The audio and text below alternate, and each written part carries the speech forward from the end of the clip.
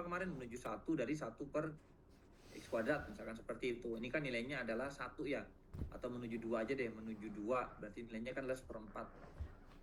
Lalu definisinya bagaimana, membuktikannya dengan definisi bagaimana? Diambil sebarang epsilon positif. Nah, terus kita bongkar.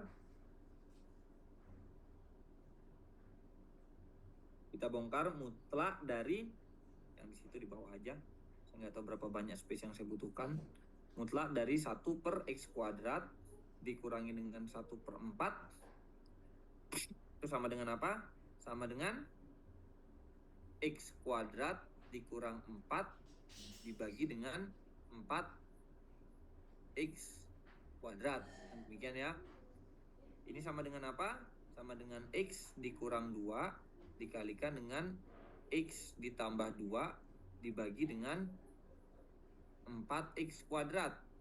Nanti ketika X min 2-nya kurang dari delta, ini akan kurang dari delta dikalikan dengan mutlak X plus 2 dibagi dengan 4X kuadrat. Sekali lagi, jangan diambil deltanya sama dengan epsilon kalikan dengan 4X kuadrat per mutlak X ditambah 2. Tidak boleh ya. Delta tidak bergantung pada X yang ini, karena X-nya munculnya setelah kita punya deltanya. Lalu bagaimana? Berarti saya ingin membawa X plus 2 ini kurang dari, misalkan kurang dari T.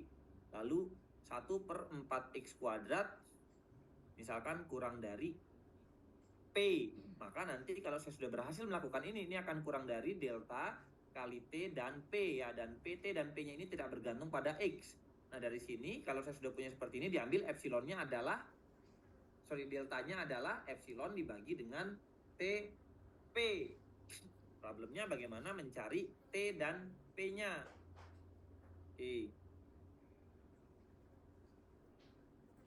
Dipilih delta sama dengan bla bla bla. Ya, lalu diambil sebarang X anggotanya R ya, dikurangi dengan 0 pastinya ya, dikurangi dengan 0 di luar domainnya kan, dengan sifat mutlak dari X minus 4 X minus 2 lebih kecil dari delta. Diperoleh, saya ingin membatasi X plus 2-nya. X plus 2 itu akan kurang dari sama dengan, saya kaitkan dengan X minus 2. Kurang dari sama dengan X minus 2 ditambah dengan X minus 2 tambah 4 ya. Tambahkan dengan 4. Berarti ini akan kurang dari delta ditambah dengan 4. Nah, saya pilih dulu deltanya itu adalah minimum dari nanti epsilon per berapanya menyesuaikan di bawah. Minimum 1, jadi ini akan kurang dari sama dengan 5. Nah, ini saya sudah berhasil membatasi X plus 2-nya. X plus 2-nya sudah kurang dari suatu bilangan, yaitu adalah 5. Berikutnya saya ingin membatasi 1/4X kuadrat. Inginnya saya dia kurang dari sesuatu.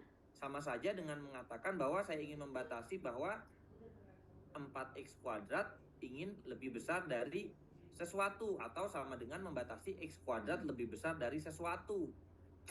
Nah, saya tuliskan seperti ini ya. Maka saya punya mutlak X ini akan kurang dari atau lebih dari, saya maunya lebih dari ya. Jadi saya inginnya lebih dari, berarti mutlak X, saya buat seperti ini, mutlak X akan lebih besar dari apa? Akan lebih besar dari sama dengan, ya, saya tulis seperti ini dulu saja. Ini X minus 2 ditambah dengan 2. Ya, mungkin seperti ini dulu saja, lebih besar sama dengan, nggak cukup tempatnya. Ini bisa nggak saya pindah semua ini? Aduh, harus satu-satu lagi.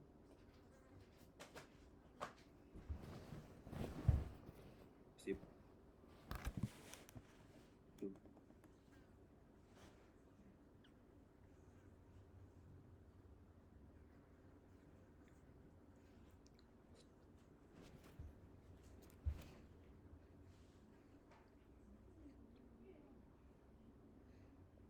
Ya, X lebih besar dari mutlak X dikurang 2 ditambah 2, dia akan lebih besar sama dengan 2 dikurangin dengan ya 2 dikurangin dengan mutlak X minus 2.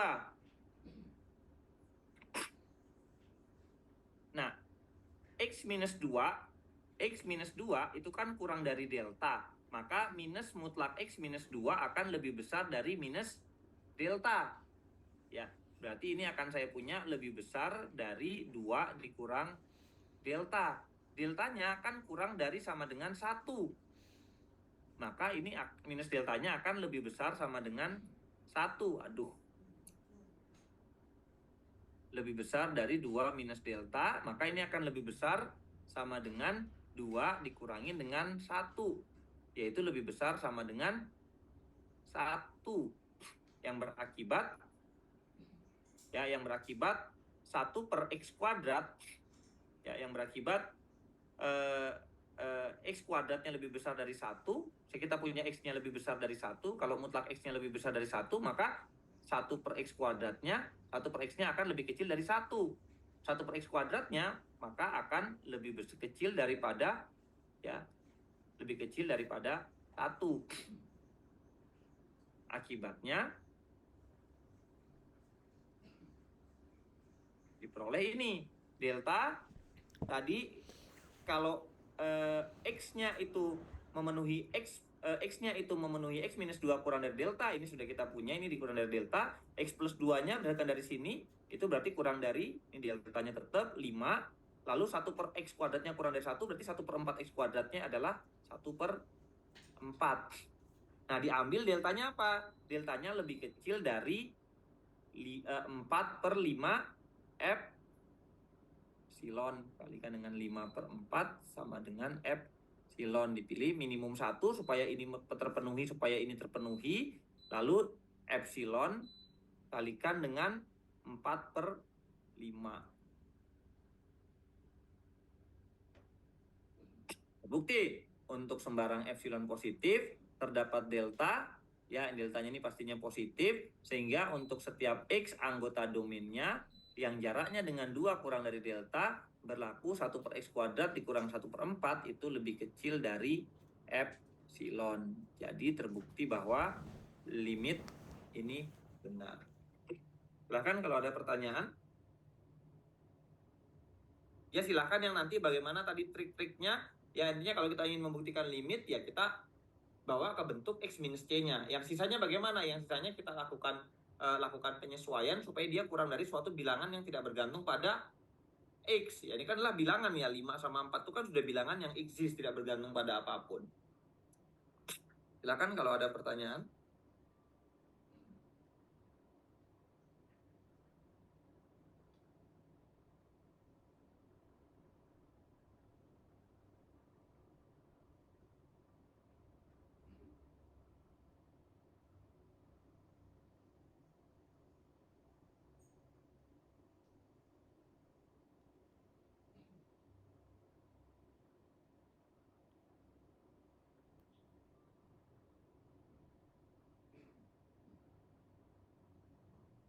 Silakan kalau ada pertanyaan.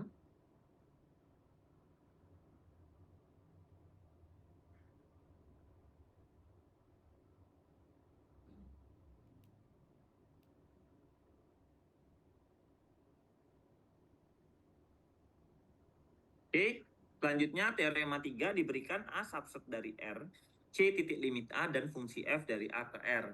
Maka kedua pernyataan berikut ekuivalen. Limit X menuju C dari Fx sama dengan L. Jika dan hanya jika untuk setiap barisan Xn di A kurang C yang konvergen ke C, barisan Fxn konvergen ke L. Oke. Kita lihat buktinya bagaimana. 1 maka 2. 1 maka 2. 1 maka 2 yang ingin kita buktikan apa? Untuk setiap barisan Xn di A yang konvergen ke C, barisan Fxn konvergen ke L. Berarti diambil sembarang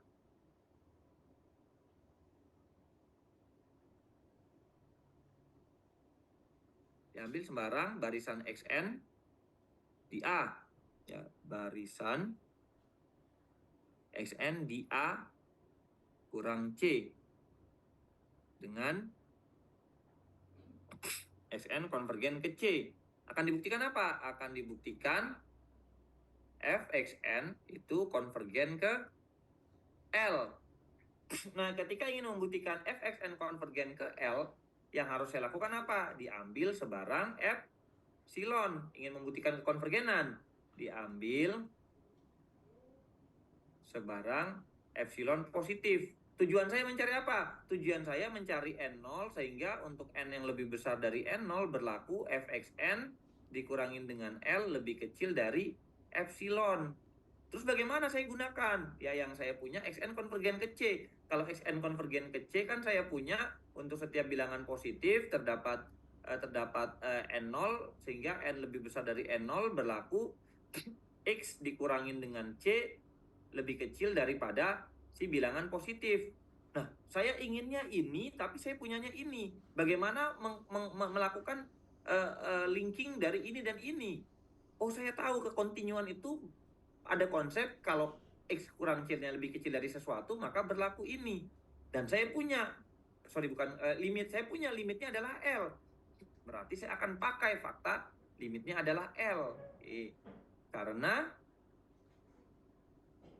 limit Fx itu sama dengan L, ya, X menuju C, maka akan, untuk epsilon tadi akan terdapat delta positif dengan sifat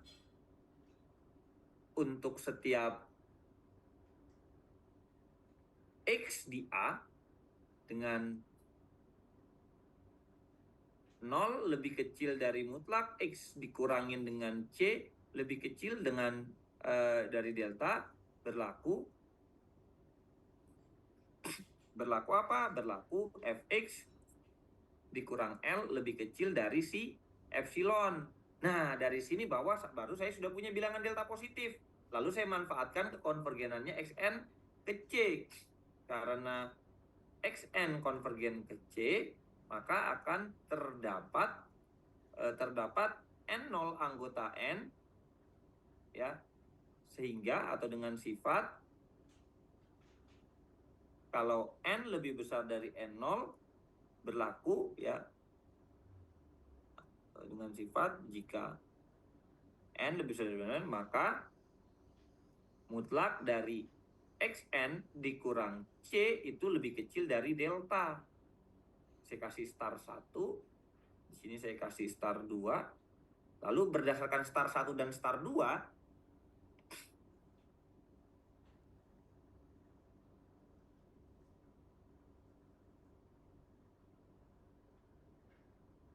punya katanya star 1 kalau suatu anggotanya si A yang bukan 0, yang bukan C itu lebih kecil dari delta jaraknya dengan C, maka Fx-nya dikurang L akan lebih kecil dari epsilon. Nah, ini saya punya untuk setiap N0, ya, untuk setiap N yang lebih besar dari N0, Xn kurang C-nya kurang dari delta. Berarti Fxn kurang L-nya akan lebih kecil dari epsilon, ya.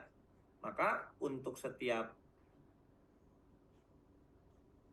N yang lebih besar dari N0 berlaku apa? Katanya berlaku Xn kurang C kurang dari delta. Kalau Xn kurang C kurang dari delta berdasarkan star yang satu, maka Fxn dikurangin dengan L lebih kecil dari epsilon. Jadi saya punya untuk sembarang barisan Xn yang konvergen ke C, ya itu sudah punya ini. Untuk sembarang epsilon positif terdapat bilangan asli N, sehingga untuk setiap N yang lebih besar dari N0 berlaku Fxn kurang L mutlaknya lebih kecil dari epsilon, yang artinya apa? Fxn konvergen ke L. Terbukti 1 maka 2. Silahkan kalau ada pertanyaan.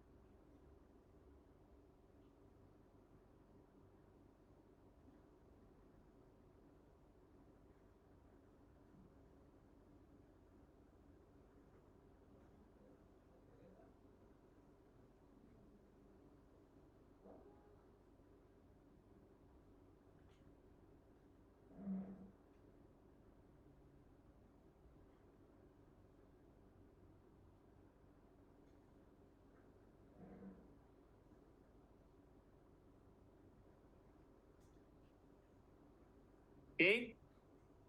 Silakan kalau nggak ada pertanyaan saya buat bukti ke kirinya ya. Jadi bukti ke kanannya tadi natural, sangat natural sekali buktinya. Jadi tidak ada ide sama sekali, cuma pakai definisi. Sekarang 2 maka 1. Nah, perhatikan, kalau 2 maka 1, saya punya pernyataan nomor 2, saya ingin buktikan 1. Misalkan, saya ingin membuktikan limit X menuju C dari Fx sama dengan L. Apa yang harus saya buktikan untuk membuktikan suatu limit nilainya L? Kan diambil, ini kan artinya apa sih? Artinya kan untuk setiap epsilon positif, terdapat delta positif, sehingga untuk setiap X anggota A, jika 0 lebih kecil dari mutlak, X minus C lebih kecil dari delta, berlaku mutlak dari Fx dikurang L lebih kecil dari epsilon. Definisinya, misalkan saya ingin membuktikan dengan menggunakan definisi, berarti saya harus ambil sembarang epsilon. Tujuan saya mencari delta. Bagaimana saya bisa generate delta dari pernyataan nomor 2? Ada nggak sesuatu yang bisa memunculkan delta? Nah, pernyataan nomor 2 ini kan hanyalah untuk setiap xn di A, ya, di A berlaku pernyataan berikut. Xn konvergen ke C, maka Fxn konvergen ke L. Hanya ini. Bagaimana saya bisa mencari deltanya? Untuk setiap xn apa yang saya pakai? Ya, pernyataan nomor 2. Lalu gimana cara saya membuktikan? Saya nggak bisa buktikan. Kalau nggak bisa buktikan secara langsung, kita pakainya kontradiksi.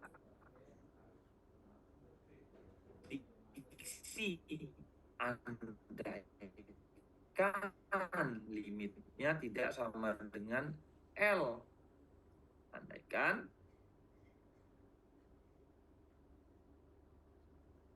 dengan L, maka akan terdapat epsilon 0 positif, ya, sehingga untuk setiap dengan sifat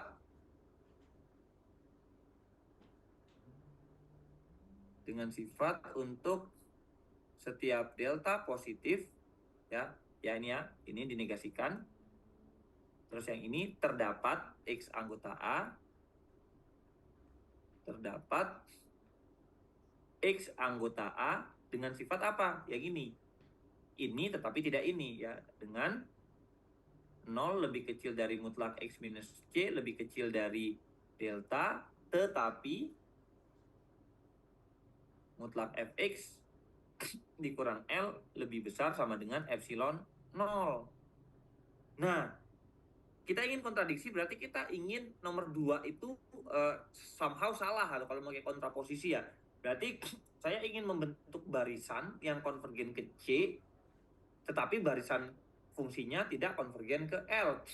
Bagaimana? Tadi katanya untuk setiap delta. Nah, sekarang untuk delta sama dengan 1, nanti akan ada X1. Sehingga X1 minus C lebih kecil dari 1. Untuk delta sama dengan 2, nanti ada X2. Sehingga jaraknya dengan C kurang dari setengah. Seperti untuk delta sama dengan setengah. Nanti ini X setengah, ya. Lalu untuk deltanya sama dengan sepertiga, ada lagi X sepertiga. Nah, X1, X setengah, X sepertiga itu saya namakan X1, X2, X3. Nanti saya akan punya X1 dikurangi dengan C lebih kecil dari 1/1, X2 dikurangi dengan C, pakai mutlak, ya, cuma saya quick saja 1/2, dan seterusnya. Maka nanti saya punya Xn dikurangi C lebih kecil dari 1/n untuk setiap N. Maka nanti ini akan konvergen ke C. Nah, benar, nanti akan semua akan konvergen ke C. Lalu nanti saya punya Fx1 dikurangi dengan L lebih besar sama dengan epsilon 0. Fx2 dikurangi dengan L lebih besar sama dengan epsilon 0. Nah, dari sini saya akan punya apa? Saya akan punya bahwa barisan Fxn tidak akan konvergen ke L. Makanya kontradiksi. Ya, jadi untuk delta sama dengan 1/n, terdapat Xn anggota, ya, untuk setiap N. Untuk setiap N anggota N, dengan mengambil delta sama dengan 1/n, terdapat Xn anggotanya A dengan sifat apa? Dengan sifat 0 lebih kecil dari Xn kurang C kurang delta, tetapi mutlak Fxn kurang L lebih besar sama dengan epsilon 0. Diperoleh bahwa barisan Xn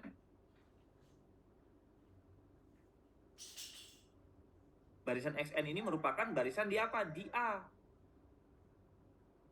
Itu berada di A. Kenapa di A? Ya anggotanya A. Dan dia pasti bukan C. Kenapa? Karena setiap Xn itu jaraknya dengan C itu lebih besar dari 0. Ya. Dengan Xn-nya konvergen ke C. Nanti kalian perhatikan dengan mengambil apa? Dengan mengambil, ya ini kurang dari 1/n, ya ini 1/n. Dengan mengambil dengan Archimedean, sama persis dengan yang bukti yang sudah pernah saya sampaikan sebelumnya. Tetapi Fxn tidak konvergen ke L. Ya kenapa tidak konvergen ke L? Jangankan ekornya masuk ke persekitarannya L. Ini saya punya L, ini saya punya epsilon 0, ya L plus epsilon 0, di sini L minus epsilon 0. Suku-sukunya Fxn itu semuanya berada di luarnya persekitaran ini, jadi tidak mungkin akan konvergen ke L. Ya, terbukti ya, terjadi kontradiksi.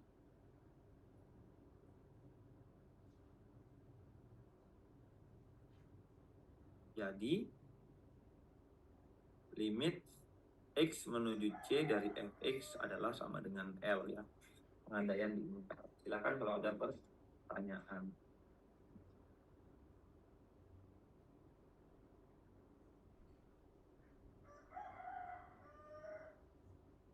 Tanya Pak Andra ini pakai kontradiksi atau kontraposisinya Pak? Saya pakai kontradiksi. Soalnya kayak kelihatan kontraposisi. Ya, kontradiksi dan kontraposisi itu kan sebetulnya mirip ya. Jadi kalau kali kamu punya P maka Q, andaikan tidak Q. Lalu ternyata kamu dapat tidak P. Ya kan? Padahal P benar, jadinya kontradiksi. Ya, kalau karena saya sudah terlanjur menggunakan andaikan, jadi saya akan mengatakan bukti saya kontradiksi. Nah, misalkan P maka Q. Andaikan tidak Q. Terus perjalanannya ternyata kalian dapat tidak P. Kontradiksi, karena asumsinya P benar. Jadi saat kalian ingin membuktikan dengan kontradiksi, kalian sudah punya P benar, andaikan tidak Q. Ternyata bla bla bla bla ada sesuatu yang kontradiksi, entah kontradiksi dengan bilangan sifat bilangan atau kontradiksi dengan P jadi salah ya. Kontradiksi karena diketemukan P salah padahal tadi asumsinya P benar. Maka tidak Q di ingkar, yang benar adalah Q. Nah, kalau bukti kontraposisi itu langsung akan dibuktikan 2 maka 1 dengan membuktikan tidak 1 ya, tidak 1 maka tidak 2. Itu juga boleh. Berarti dari awal diketahui bahwa tidak berlaku nomor 2. Artinya tidak berlaku nomor 1. Artinya limit fx tidak sama dengan L diperoleh bahwa terdapat epsilon 0. Itu gaya penulisan. Itu nih ya, paham ya? Jadi saya tadi sudah mengasumsikan P benar, andaikan tidak Q. Ya, beda dengan diketahui tidak Q, akan dibuktikan tidak P. Itu kontraposisi. Clear, Hanif? Oke ya. Ya kalau mau pakai kontraposisi ya sudah. Di sini diketahui ini akan dibuktikan dengan kontraposisi, diketahui ini terdapat epsilon 0 dengan sifat bla bla bla bla bla bla, tetapi ini diperoleh tidak 2. Jadi karena saya punya tidak 1 tidak maka tidak 2, maka 2 maka tidak 1. 2 maka 1.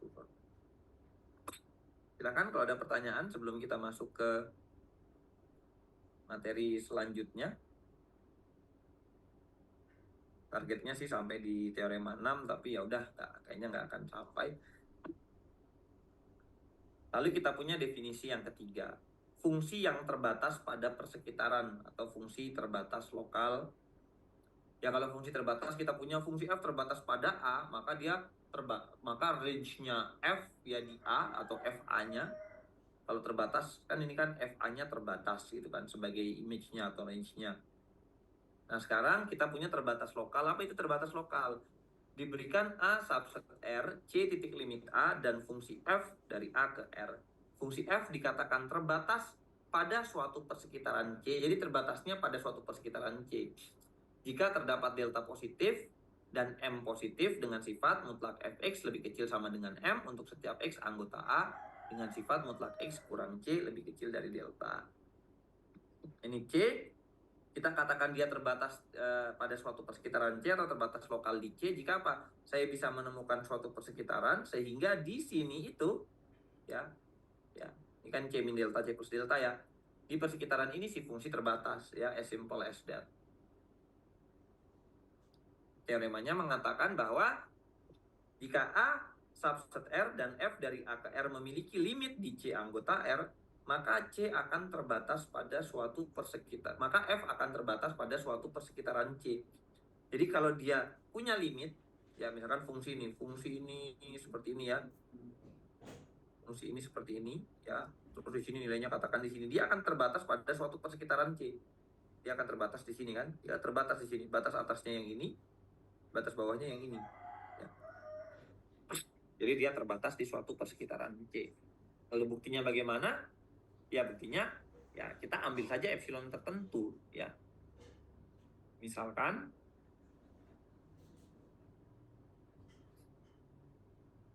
limit X menuju C dari Fx itu sama dengan L. Akibatnya apa? Untuk sembarang epsilon terdapat delta, ya kita pilih saja epsilon tertentu ya.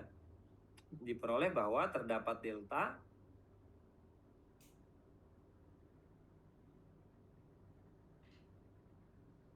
terdapat suatu bilangan positif ya, sehingga atau dengan sifat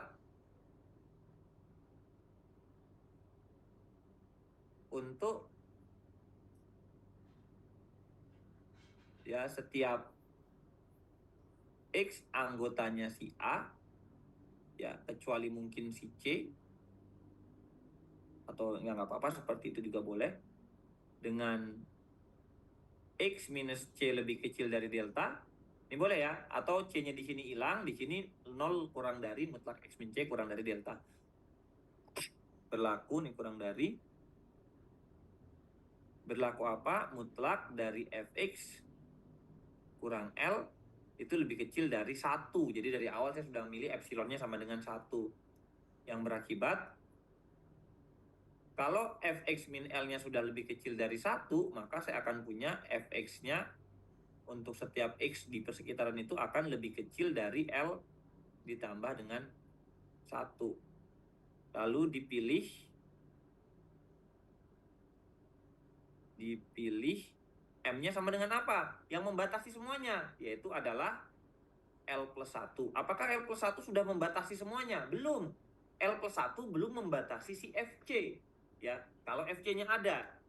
Ya, kalau Fc-nya tidak ada, dipilih M plus 1, L plus 1 jika Fc-nya tidak ada. Ya, jika Fc-nya tidak ada. Dan diambil M-nya, kalau Fc-nya ada gimana supaya bisa lebih besar dari semuanya? M-nya apa? Kalau ini kan sudah lebih besar dari semuanya, wong Fc nggak ada. Kalau Fc-nya ada, diambil M-nya adalah maksimum dari, supaya mengalahkan mutlak Fc juga, berarti maksimum L ditambah 1 dengan apa? Dengan mutlak dari si Fc. Ini jika Fc ada.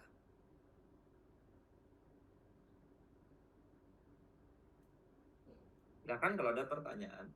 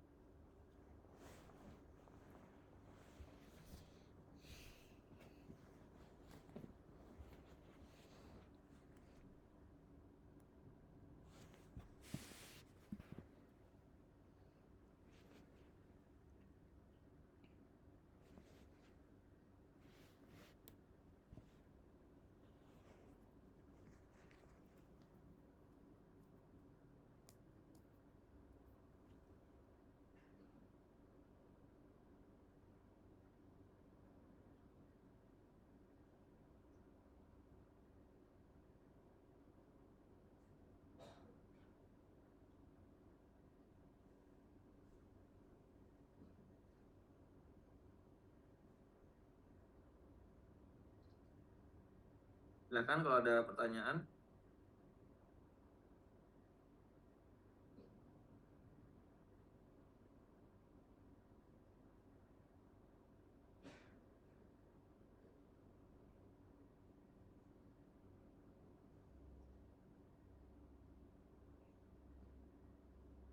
Nah, sekarang kita akan gunakan fakta tadi untuk membuktikan dua dari teorema ini.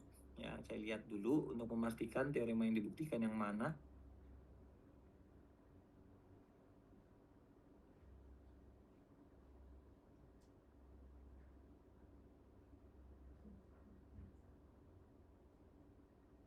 Modul handbook analisis 1.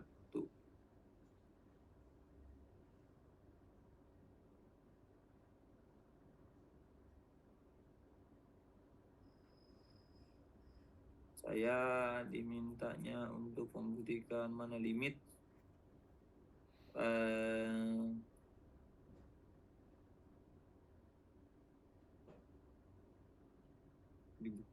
yang dibuktikan adalah 3 dan 4 ya. Yang akan saya buktikan adalah yang 3 dan yang 4. Akan dibuktikan yang 3 dan yang 4. Nah, bagaimana cara saya membuktikan? Saya bisa buktikan dengan menggunakan barisan. Ya. Saya punya ini.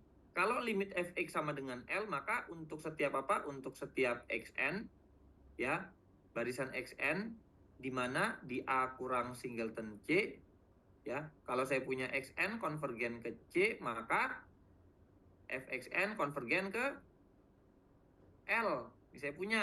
Yang di sini saya punyanya apa? Yang ini saya tulis di sini.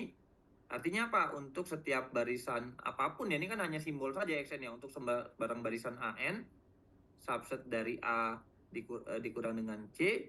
Kalau saya punya AN konvergen ke C, maka GAN konvergen ke GC. Saya ingin buktikan yang nomor 3. Bagaimana saya membuktikan nomor 3? Membuktikan nomor 3 ya, saya ambil sembarang barisan, ya. Diambil sembarang barisan XN yang konvergen ke C, akan dibuktikan bahwa barisan fxn kali gxn-nya konvergen ke LM. Ya, diambil sebarang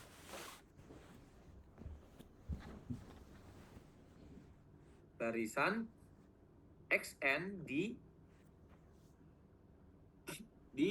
A kurang C, akan dengan sifat xn-nya konvergen ke C. Akan dibuktikan apa? Akan dibuktikan bahwa fxn kalikan dengan gxn itu konvergen kemana? Konvergen ke M kalikan dengan L, atau L dikalikan dengan M. Nah, berdasarkan yang diketahui, saya kasih ini star, yang ini saya kasih double star. Berdasarkan star dan double star, maka karena fxn konvergen ke L dan gxn konvergen ke M, maka saya punya bahwa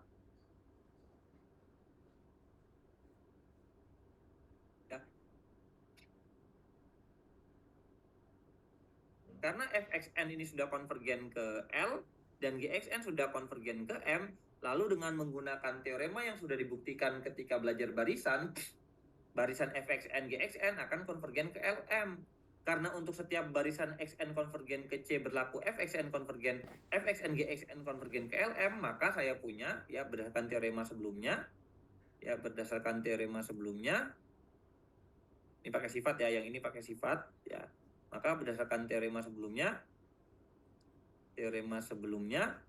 saya punya apa? Saya punya limit x menuju C dari fx kali gx itu adalah sama dengan L dikalikan dengan M. Begitu pula yang ini. Kalau xn konvergen ke C, ya, maka saya punya fxn kan akan konvergen ke L. Gxn akan konvergen ke M. Karena yang diketahui. Lalu fxn dibagi gxn dengan menggunakan sifat barisan, limit barisan akan konvergen ke L per M, ya. Seperti itu bukti dengan menggunakan barisannya. Nah, untuk bukti dengan menggunakan definisi pakai epsilon deltanya itu saya serahkan ke kalian. Ya, pakai epsilon delta lagi boleh. Kita kan sudah punya alatnya. Silakan kalau ada pertanyaan.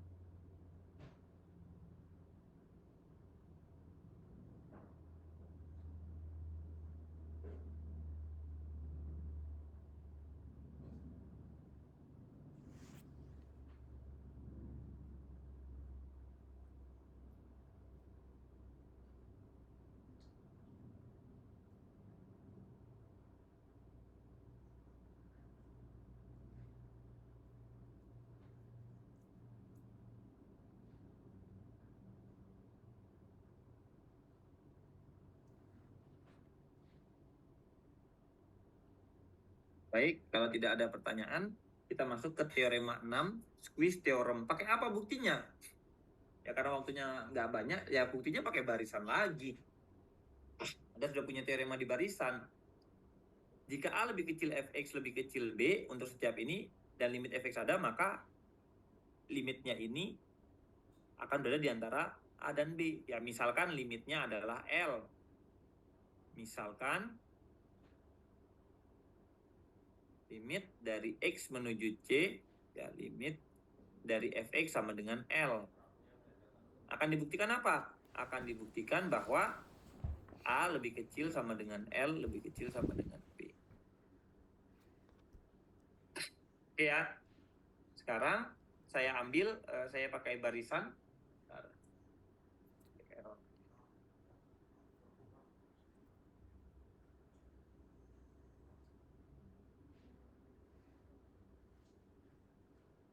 Bentar ya.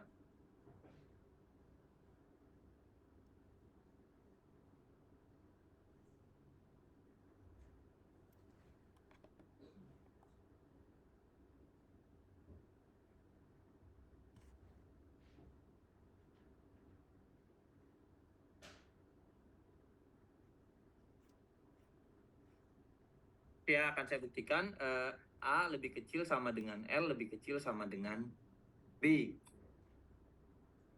Ya diambil sembarang X, diambil sembarang XN.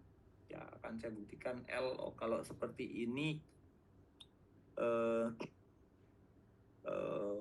mungkin enaknya gimana ya? Karena waktunya sudah sempit. Saya enaknya pakai barisan. Kalau pakai misalkan limit ini akan dibuktikan L itu kurang sama dengan B.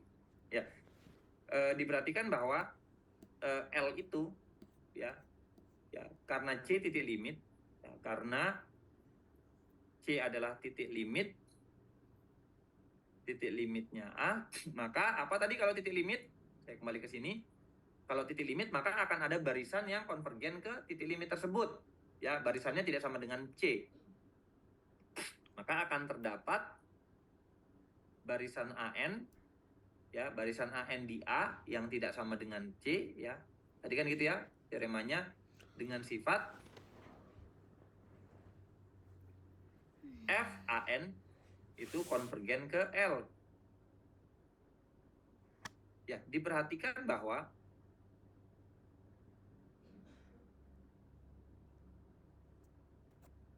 untuk setiap N ini aja, untuk setiap X ya, untuk setiap X berlaku ini A lebih kecil fx lebih kecil dari B, untuk setiap X anggota A kurang dari C, berarti saya punya diperhatikan bahwa FAN itu akan lebih kecil dari B dan juga lebih besar dari A untuk setiap N anggota N. Kalau berlaku seperti ini, maka berdasarkan squeeze theorem, ya squeeze theorem, saya punya apa? A akan lebih kecil dari limitnya, kan sudah ada, limitnya ada. Maka limitnya, limit FAN itu akan lebih kecil dari B. Padahal limit dari FAN itu apa? L. Lagi-lagi saya pakai kriteria barisan dan sifat titik limit tadi.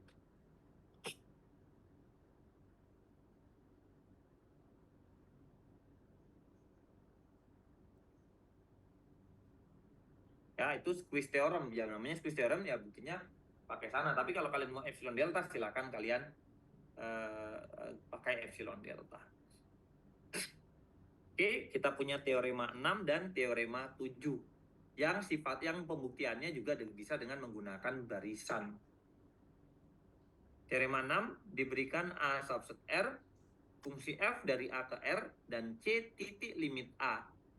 Jika A lebih kecil sama ini yang tadi ya sudah ya, ini teorema 6. Yang teorema 7-nya yang ini diberikan A subset R, fungsi f GH dari A ke R, serta C yang merupakan titik limit A. Diketahui fx lebih kecil sama dengan gx lebih kecil sama dengan hx untuk setiap x dengan sifat x anggota A dengan x tidak sama dengan C, redundant untuk setiap x anggota A dengan x tidak sama dengan C. Jika limit fx-nya ada, limit hx-nya ada, dan limit keduanya sama, maka limit gx juga ada dan berlaku limitnya sama. Misalkan ini adalah L, misalkan ini adalah L. Ya, akan dibuktikan bahwa limit Gx itu berada di antara L dan L, dan dia adalah L. Akan dibuktikan limitnya ada. Lalu saya ambil sembarang barisan. Oke, masih ada waktu 5 menit. Diambil sembarang barisan. Saya ingin buktikan bahwa limit Gx-nya ada. Limit Gx ada itu apa? Jika untuk setiap xn konvergen ke C berlaku Gxn konvergen ke L. Itu artinya limitnya ada dan bernilai L kan? Itu kriteria limit dengan menggunakan barisan. Ya, kriteria barisan untuk limit. Akan saya buktikan ini. Lalu diambil sembarang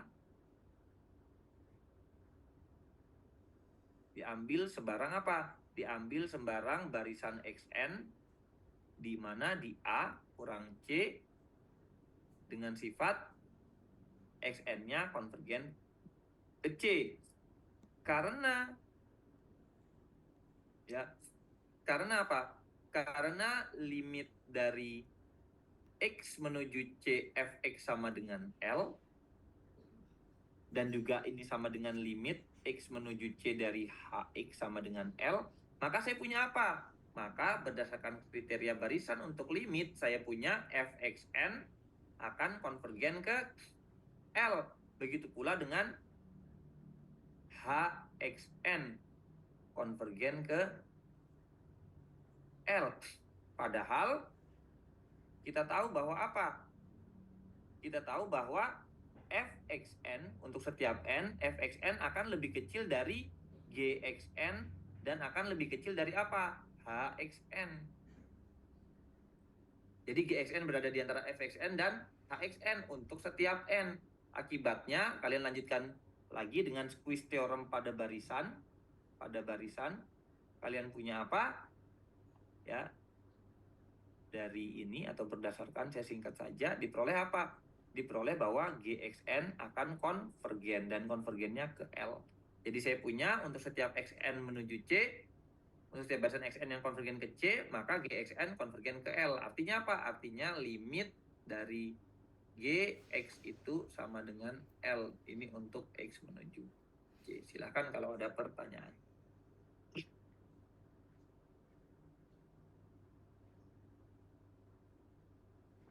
Oke, jadi dengan menggunakan barisan semuanya jadi lebih sederhana. Nah, itu kenapa barisan itu sangat powerful. Baik, silakan kalau ada pertanyaan. Kalau tidak ada, itu adalah pertemuan terakhir. Ya, hari ini adalah pertemuan terakhir untuk sebelum UTS. Materi UTS hingga mana? Ya hingga limit. Ya, kita lihat nanti seperti apa. Soalnya belum finish ya, masih kurang 1 atau 2 nomor. Mungkin saya akan diskusikan lagi, masih lama ya kan, pekan kedua ujian ya, untuk ujiannya PA1, tesnya PA1. Jadi materinya ya saya biasanya recap, tapi karena memang waktunya tidak ada, saya nggak recap ya. Biasanya kan saya recap ya di perkuliahan saya di akhir-akhir sebelum UTS ataupun sebelum UAS. Jadi recapnya ya kalian pelajari lagi saja semua sistem bilangan real, ya logika pembuktian, ya negasi dan sebagainya, ya logika matematikanya, himpunannya, ya setiap bukti yang ada kalian pelajari tuh sistem bilangan real tuh, ada density, ada topologi pada R, ada nilai mutlak. Setelah itu kan kalian belajar supremum, infimum, kalian juga pelajarin di sana, Archimedean, density. Lalu kalian belajar barisan, ya definisi barisan, kekonvergenan barisan, sifat-sifat barisan. Ya, yang paling penting apa? Di langkah-langkah pembuktian. Setelah itu kalian belajar limit ya epsilon delta yang ternyata bisa menggunakan barisan. Nah, untuk memantapkan kalian ya kalian latihan tuh soal-soal teorema-teorema tadi, kalian buktikan misalkan dengan epsilon delta dari buku Bartel ya, buku ini Bartel. Untuk kalian bisa coba buktikan soal-soal yang ada di sana. Jadi latihan soal-soal yang di sana. Tidak begitu banyak soalnya.